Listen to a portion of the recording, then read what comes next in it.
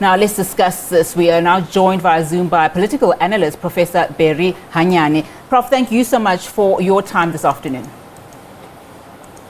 Onati, good afternoon to your viewers as well. Now, on day 3 of his visit yesterday, former President Mbeki reiterated that the collapse of the ANC would lead to an ungovernable state. He gave some food for thought, I think, to the leadership around what is essential for the party's survival, namely unity and renewal. Now, party members know what is at stake. My question to you is, do you think there is enough will to turn things around in a province known for its disunity? Well, Unati, I think in their hearts, they might want to see a different organization operating in the Free State under the guise of unity, under the guise of renewal. But it takes real effort to bring all those virtues into the fold. And as things stand, I don't hear a structured approach that says, here is a party that has the political will, the strength and the capacity to change things around. It's okay to make public pronouncements that an ideal situation should result in a renewed political organization, but it will take a lot. Let's appreciate that ANC structures, starting with the Youth League, Women's League, your Integrity Commission, are somewhat doubtful of their capacity to deliver as per their mandates. So I find it quite strange that the former president would go on and say a country without an ANC might result in some form of anarchy. Well, let's ask you guys in Gauteng. They've lost metros. Is there anarchy there? I don't think so. So the whole issue of instilling fear and sowing some kind of uncertainty, I think we need to be very careful with that. Surely this country is made up of men and women who are capable of providing leadership in all spheres of life. In fact, Prof, I think we should take a step back and maybe you can provide some context here. What does former President Thabo Mbeki's intervention on unity and renewal in that province symbolize for the party itself? You know, given that he has relatively been very quiet as it relates to party structure, visitations or campaigning, essentially since 2007.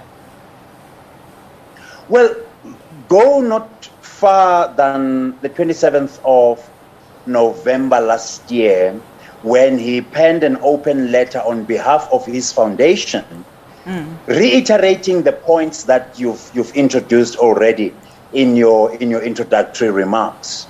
The issue of renewal, the issue of unity, but he went on further and touched on the attention to be given to the economy, more so on the developmental state argument. Well and done. But you see, this was an open letter. My argument is we haven't seen tangible substance initiatives on the ground that suggest that indeed there's a shared vision within the party. There is a deliberate, well-structured program that says we move on from this point to this point, all in the name of accomplishing all those virtues that Thabo Mbeki himself penned out. Instead, post the 8th of January, late at night, late in the evening, when the president was engaging the media, he then discloses that a commission will be set up which will look at these issues going forward. So I'm asking myself, where is the grand plan that speaks to issues of unity? Where is the grand plan that speaks to the issue of modernizing the party so that in the next 30 to 50 years, this party is able to survive, having adapted, having adjusted to the demands of the 21st century? I don't see all of that happening as things stand.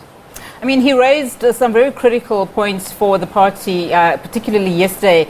He's also called on party members to focus on urgent national tasks and not be too preoccupied or fall into a trap on who should be the next leader of the party, of course, referencing calls for President Cyril Ramaphosa for second term in office. Now, with factionalism being one of the party's major, internal challenges, how likely will this call be heeded? The diagnostic card, let's call it that way, as provided by former president, is correct, and I agree with him 100%. But you see, it doesn't help to say here is an organization that is suffering from the following anomalies. Where is the grand plan once again to address these issues? It cannot be rhetoric all the time. We know branches, if some branches are not functioning well, if there are branches that are functioning, some of them are not adhering to protocols. Some figures may be cooked in some branches. Some elections in regional branches may very well be questionable. There are serious organizational structural issues embedded within the ANC that needs to be addressed. And the lackluster approach to all these challenges may be born out of arrogance, may be born out of the given majority since 1994 that the party has enjoyed. Surely things have changed now, and I'm wondering once again, where is the grand plan? Now, just to move on to something else, I mean, one can't talk about the Free State without mentioning suspended SG Ace Magashule. I mean, tomorrow he's due back in court, and he was mentioned, during former President Thabo Mbeki's visit in the Free State. But what do we make about his political career and his obvious ambitions as the party heads to its elective conference in December for one? But he contends for this particular case that political interference was definitely behind the decision to charge him. Unati, without scientific evidence, and I dare say perhaps by extension legal evidence that would then exonerate him in the court of public opinion, we can't talk much about this issue.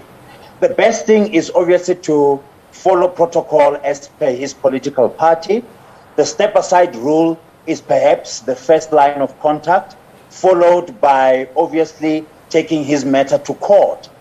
What will this bring in terms of his legacy, if you want to call it that way, although short-term, is that he would have demonstrated some measure of servant leadership, that in him, his followers can trust in him, his followers can still have the confidence that he can lead, provided he can obviously present himself before court and, of course, come out having been exonerated.